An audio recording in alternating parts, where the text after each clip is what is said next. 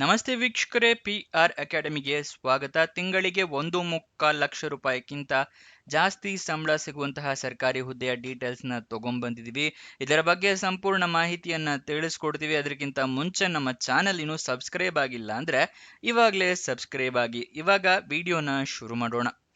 NHAI ಅಂತ ಹೇಳಿದ್ರೆ national highways authority of India ಅಂದ್ರೆ ರಾಷ್ಟ್ರೀಯ ಹೆದ್ದಾರಿ ನಿಗಮದವರು ಹುದ್ದೆಗಳಿಗೆ ಅರ್ಜಿಯನ್ನ ಕರೆದಿದ್ದಾರೆ. ಟೋಟಲ್ 60 ಹುದ್ದೆ ಖಾಲಿ ಇದೆ. ಉದ್ಯೋಗ ಸ್ಥಳ ಅಖಿಲ ಭಾರತದಲ್ಲಿ ಖಾಲಿ ಇರುತ್ತೆ. ಯಾವ ಹುದ್ದೆ ಅಂತ ನೋಡಿದ್ರೆ ಡೆಪ್ಯೂಟಿ ಮ್ಯಾನೇಜರ್ ಹುದ್ದೆ ಇದಾಗಿದೆ. ಇದಕ್ಕೆ ತಿಂಗಳಿಗೆ 56,100 ರೂಪಾಯಿಂದ ಹಿಡಿದು 1,77,500 ರೂಪಾಯಿ ತನಕ ಸ್ಯಾಲರಿ ಸಿಗುವಂತಹ ಜಾಬ್ ಆಗಿದೆ. ಇದು ತಿಂಗಳ ಸ್ಯಾಲರಿ ಆಗಿರುತ್ತೆ. ನೆಕ್ಸ್ಟ್, ಇದರ ಅರ್ಜಿ ಶುಲ್ಕ ಅಂದ್ರೆ ಅಪ್ಲಿಕೇಶನ್ ಫೀಸ್ ಎಷ್ಟಿರುತ್ತೆ ಅಂತ ತಿಳ್ಕೊಳ್ಳೋದಾದ್ರೆ ಯಾವುದೇ ರೀತಿಯ ಅರ್ಜಿ ಶುಲ್ಕ ಕೂಡ ಇಟ್ಟಿರೋದಿಲ್ಲ. ಎಲ್ಲರೂ ಕೂಡ ಉಚಿತವಾಗಿ ಈ ಜಾಬ್ಗೆ ಅರ್ಜಿಯನ್ನ ಹಾಕಬಹುದು. ಅದಕ್ಕೋಸ್ಕರ ಎಲ್ಲರೂ ಅರ್ಜಿಯನ್ನ ಹಾಕೊಳ್ಳಿ. ಸೆಲೆಕ್ಷನ್ ಪ್ರೋಸೆಸ್ನ ವಿವರ ತಿಳ್ಕೊಳ್ಳೋದಾದ್ರೆ ಗೇಟ್ ಸ್ಕೋರ್ ಬೇಕಾಗುತ್ತೆ, ಅಷ್ಟೇ ಇದರ ಸೆಲೆಕ್ಷನ್ ಪ್ರೋಸೆಸ್. ನೆಕ್ಸ್ಟ್, ಅರ್ಜಿಯನ್ನು ಹೇಗೆ ಹಾಕೋಬೇಕು ಅಂತ ಹೇಳಿದ್ರೆ ಆನ್ಲೈನ್ ಮೂಲಕ ಅರ್ಜಿಯನ್ನ ಹಾಕೋಬೇಕಾಗುತ್ತೆ. ಅಪ್ಲಿಕೇಶನ್ ಲಿಂಕ್ ನಿಮಗೆ ಇದೇ ವಿಡಿಯೋದಲ್ಲಿ ನಿಮ್ಮ ಮುಂದೆ ಪ್ರೊವೈಡ್ ಮಾಡ್ತೀವಿ. ವಿಡಿಯೋನ ಸಂಪೂರ್ಣವಾಗಿ ನೋಡಿ ಗೊತ್ತಾಗುತ್ತೆ. ಆದರೆ ಅಪ್ಲಿಕೇಶನ್ ಹಾಕೋಕ್ಕೂ ಮುಂಚೆ ನೋಟಿಫಿಕೇಶನ್ನ ಸಂಪೂರ್ಣವಾಗಿ ಓದ್ಕೊಳ್ಳಿ. ಏನೇನು ಎಲಿಜಿಬಿಲಿಟಿ ಕ್ರೈಟೀರಿಯಾ ಇದೆ ಅಂತ ತಿಳ್ಕೊಂಡ ನಂತರ ಅರ್ಜಿಯನ್ನ ಹಾಕಿ, ಇಲ್ಲ ಅಪ್ಲಿಕೇಶನ್ ರಿಜೆಕ್ಟ್ ಆಗೋ ಚಾನ್ಸಸ್ ಜಾಸ್ತಿ ಇರುತ್ತೆ.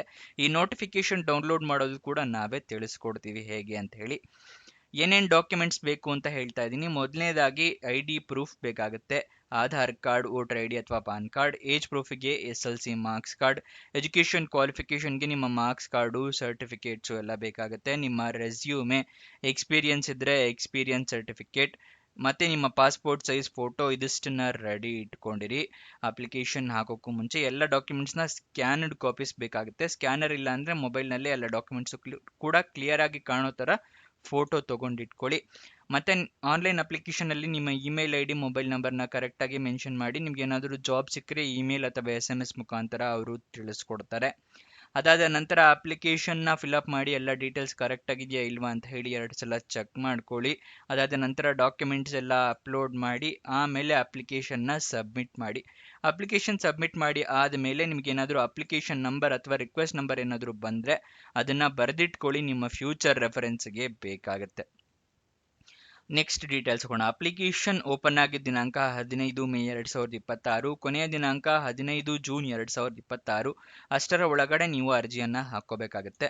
ಇವಾಗ ನೋಟಿಫಿಕೇಶನ್ ಡೌನ್ಲೋಡ್ ಮಾಡೋದು ತಿಳಿಸ್ಕೊಡ್ತಾ ಇದ್ದೀನಿ. ಡಿಸ್ಕ್ರಿಪ್ಷನ್ ಮತ್ತೆ ಕಮೆಂಟ್ ಬಾಕ್ಸ್ನಲ್ಲಿ 2ನೇ ಲಿಂಕ್ ಇದೆಯಲ್ಲ, ಅದನ್ನ ಕ್ಲಿಕ್ ಮಾಡಿದ್ರೆ ನಿಮಗೆ ಈ NHAI ಜಾಬ್ ಡೀಟೇಲ್ಸ್ ಓಪನ್ ಆಗುತ್ತೆ. ಇಲ್ಲಿ ಸ್ಕ್ರೋಲ್ ಡೌನ್ ಮಾಡಿ ಫುಲ್ ಕೆಳಗಡೆ ಬನ್ನಿ. ಅಫಿಷಿಯಲ್ ನೋಟಿಫಿಕೇಶನ್ ಅಂತಿದೆಯಲ್ಲ, ಅದರ ಪಕ್ಕದಲ್ಲೇ ಕ್ಲಿಕ್ ಅನ್ನೋದನ್ನ ಕ್ಲಿಕ್ ಮಾಡಿದ್ರೆ ನಿಮಗೆ ನೋಟಿಫಿಕೇಶನ್ ಓಪನ್ ಆಗುತ್ತೆ. ಇಲ್ಲಿ ಈ ಜಾಬ್ ಬಗ್ಗೆ ಸಂಪೂರ್ಣ ಮಾಹಿತಿಯನ್ನ ತಿಳ್ಕೋಬಹುದು. ಎಷ್ಟು ಹುದ್ದೆ ಖಾಲಿ ಇದೆ, ಎಲ್ಲಿ ಖಾಲಿ ಇದೆ, ಏನೇನು ಇದಕ್ಕೆ ಎಲಿಜಿಬಿಲಿಟಿ ಕ್ರೈಟೀರಿಯಾ ಇದೆ, ಮತ್ತೆ ರೋಲ್ಸ್ ಅಂಡ್ ರೆಸ್ಪಾನ್ಸಿಬಿಲಿಟೀಸ್ ಏನಿರುತ್ತೆ ಎಲ್ಲದೂ ಕೂಡ ಕೊಟ್ಟಿರ್ತಾರೆ. ಇದನ್ನೆಲ್ಲ ಸಂಪೂರ್ಣವಾಗಿ ಒಂದ್ಸಲ ಓದ್ಕೊಳ್ಳಿ. ಅದಾದ ನಂತರ ಅಪ್ಲಿಕೇಶನ್ ಹಾಕೊಳ್ಳಿ. ಅಪ್ಲಿಕೇಶನ್ ಹಾಕೊಳ್ಳೋಕ್ಕೆ ಅದರ ಲಿಂಕ್ ಕೂಡ ಕೊಟ್ಟಿದ್ದೀವಿ. ಅಫಿಷಿಯಲ್ ನೋಟಿಫಿಕೇಶನ್ ಕೆಳಗಡೆನೆ ಅಪ್ಲೈ ಲಿಂಕ್ ಅಂತಿದೆಯಲ್ಲ, ಅದರ ಪಕ್ಕದಲ್ಲೇ ಕ್ಲಿಕ್ ಹಿಯರ್ ಒಂದನ್ನು ಕ್ಲಿಕ್ ಮಾಡಿ ನಿಮಗೆ ಅಪ್ಲಿಕೇಶನ್ ಲಿಂಕ್ ಓಪನ್ ಆಗುತ್ತೆ. ಈ ರೀತಿ ಒಂದು ಪೇಜ್ ಓಪನ್ ಆಗುತ್ತೆ. ಇಲ್ಲಿ ನಿಮ್ಮ ಯೂಸರ್ ID ಮುಂಚೆನೇ ಲಾಗಿನ್ ಆಗಿದ್ದಿದ್ರೆ ಅಂದರೆ ರಿಜಿಸ್ಟ್ರೇಷನ್ ಆಗಿದ್ರೆ ಯೂಸರ್ ID, ಪಾಸ್ವರ್ಡು, ಮತ್ತೆ ಇಲ್ಲಿ ಕ್ಯಾಪ್ಚಾ ಅಂದರೆ ಇಲ್ಲಿ ನಂಬರ್ ಕಾಣ್ತಿದೆ, ನಂಬರು, ಲೆಟರ್ಸ್ ಎಲ್ಲ ಇದನ್ನೆಲ್ಲ ಇಲ್ಲಿ ಎಂಟರ್ ಮಾಡಿ ಸೈನ್ ಇನ್ ಆಗಿ.